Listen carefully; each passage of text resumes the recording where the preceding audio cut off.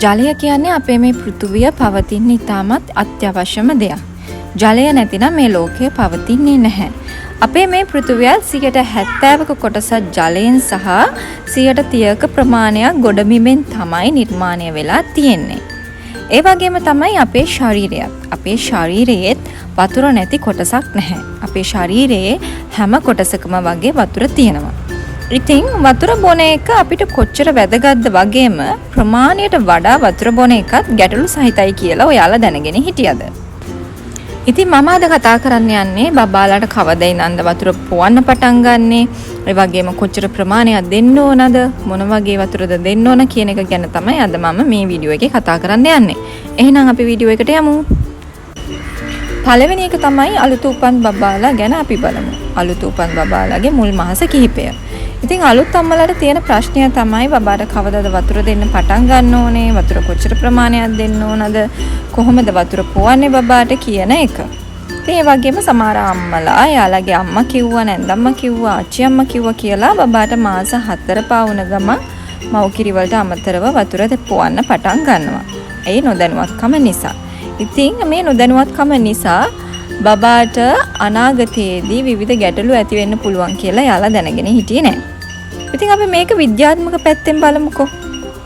WHO ඒ කියන්නේ ලෝක සෞඛ්‍ය සංවිධානයෙන් කියලා තියෙනවා බබාට මුල් මාස 6 වෙනකන් මව්කිරි විතරක් දෙන්න කියලා. ඒකට හේතුව තමයි මව්කිරි වල 70%ක් තියෙන්නේ ජලය. ඉතිරි 30% තමයි බබාට අවශ්‍ය මේදය, ප්‍රෝටීන් සහ බබාට අවශ්‍ය පෝෂණ කොටස් තියෙන්නේ. බබාට දවසට අවශ්‍ය වතුර ප්‍රමාණය අම්මගේ මව්කිරි වලින් බබාට ලැබෙනවා. ඒකනේ අලුත උපන් බබාලා මව්කිරි බොන සැරේට මුත්‍රා කරන්නේ. එහෙත් සමහර අම්මලා බබා මෙහෙම හැමතිස්සෙම මුත්‍රා කරන එක ගැනත් හිතලා බය වෙන්න පටන් ගන්නවා. එහෙත් සාමාන්‍ය සෞඛ්‍ය සම්පන්න බබෙක් මුල් මාස කිහිපය 10-15 වතාවක් මුත්‍රා කිරීම සාමාන්‍ය දෙයක්. ඊටත් වඩා මුත්‍රා කරනවා නම් එහෙත් බය වෙන්න ඕනේ නැහැ. එහෙම මුත්‍රා කරන එකෙන් අදහස් වෙන්නේ බබාට අවශ්‍ය මව්කිරි ප්‍රමාණය බබාට ලැබිලා තියෙනවා කියලා. ඉතින් මාස 6ට වඩා අඩු බබාලට මව්කිරි විතර ප්‍රමාණවත් වගේම කිසිම වෙලාවකවත් ඒ කියන්නේ බබාට හික්ක වැටෙනවා, බබාට දවස් ගානක් টয়ලට් ගියේ නැහැ වගේ හේතු වලට උනත් වතුර දෙන එක වැරදි දෙයක්. ඒකට හේතුව තමයි විද්‍යාත්මක පැත්තෙන් බැලුවොත් අපේ ශරීරයේ වතුරත් එහෙම නැතිනම් අපි බොන ඕනම දියර වර්ගයක් වුණත් පිරිසිදු කරන කාර්ය කරන්නේ අපේ වකුගඩු වලින්. ඉතින් අපේ වකුගඩු වල කාර්යය තමයි අපි බොන ඕනම දියරයක් පෙරලා අවශ්‍ය පෝෂණ ටික විතරක් අරගෙන අනවශ්‍ය ටික බෑර කරන එක. ඒකට තමයි අපි මුත්‍රා කරනවා කියලා කියන්නේ. ඔයා අඩි 6ක කෙනෙක් වුණත් සෙන්ටිමීටර් 60ක කෙනෙක් වුණත් වකුගඩුව එයාට අදාළ වැඩේ කරගෙන යනවා. වතුර ඕඩාට වඩා බොන එකෙන් මොකද්ද වෙන්නේ කියලා බැලුවොත් වකුගඩු වලට අනවශ්‍ය විදියට ලෝඩ් එකක්. ඒ කියන්නේ අනවශ්‍ය විදියට බරක් පටවනවා වගේ වැඩක්. ඉතින් සාමාන්‍ය අවුරුද්දට වඩා අඩු බබාලගේ මේ වකුගඩු හරියට වර්ධනය වෙලා නැහැ. තවම වර්ධනය වෙන නිසාත් අපි වතුර ඒ කියන්නේ මේ වකුගඩු වලට දෙන්න පුළුවන් ලෝඩ් එක ගැන සැලකිලිමත් වෙන එක ගොඩාක් වැදගත් කරුණක් වෙනවා. ඕනට වඩා ලෝඩ් එක දෙන්න ගත්තම වකුගඩු ඕනට වඩා වැඩ කරන්න පටන් ගන්නවා. මේ වර්ධනය වෙලා නැති වකුගඩු ඕනවට වඩා වැඩ කරන්න පටන් ගත්තම විවිධ ගැටලු ඒ කියන්නේ වකුගඩු වලට ඕනට වඩා බර පටවන්න ගත්තම කාලයත් එක්ක වකුගඩු වල විවිධ ප්‍රශ්න එන්න පුළුවන් නිසා තමයි WHO එකෙන් සඳහන් කරලා තියෙන්නේ මාස 6ට වඩා අඩු බබාලට මව්කිරි විතරක් දෙන්න කියලා. සමහර අම්මලාට විවිධ ප්‍රශ්න නිසා මව්කිරි දෙන්න බැරිව ෆෝමියුලා ඒ කියන්නේ පිටිකිරි දෙනවා කියමුකෝ. ඒකත් අපි අර සඳහන් කරලා තියෙන වතුර ප්‍රමාණය විතරක් එකතු කරලා දෙන එකත් වැදගත් වෙනවා. ඉතින් මේ ගැන දන්නේ නැති නිසා තමයි ගොඩක් අම්මලා බබාලට මාස 4දී 5දී වතුර පොවන්න පටන් ගන්නෙ. දැන් බලමු මාස 6න් පස්සේ බබාට කොහොමද වතුර දෙන්නේ කියලා. මාස 6න් අපි බබාලට අමතර ආහාර දෙන්න පටන් ගන්නවනේ. අමතර ආහාර පටන් ගත්තට පස්සේ බබාට වතුර පොවන්න ගන්නේ බබා කෑම කන අවස්ථාවේ විතරයි. ඒකට හේතුව තමයි එතකොට බබාලට ඒ කෑම ගිලින්න වගේම බබා මෝෂන් කරද්දී තදට නැතිව ටිකක් පහසු වෙන්න ඕන නිසා තමයි බබාට අමතර ආහාර පටන් ගත්තම බබා බත් කන අතරතුර වතුර හැන්දක් දෙකක් දෙන්න පටන් ගන්නෙ. වතුර කියන්නේ අපි බොන දේවල් වල විතරක් ලැබෙන දෙයක් නෙමෙයි. අපි කන පළතුරු එළවලු වලිනුත් අපේ ශරීරයට ලැබෙනවා. මතක තියාගන්න ඕන වැදගත්ම කරුණ තමයි පළවෙනි එක. බබා එයාට අවශ්‍ය වතුර ප්‍රමාණය මව්කිරි මගින් ලබා ගන්නවා. දෙවෙනි එක බබා කන ආහාර එළවලු පළතුරු වලිනුත් ලබා ගන්නවා.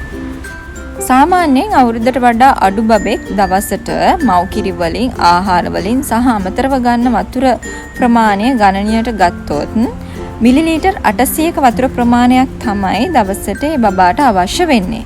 මේ මිලිලීටර් 800 වතුර ප්‍රමාණය බබාට මේ ක්‍රම තුනෙන්ම ලැබෙනවා.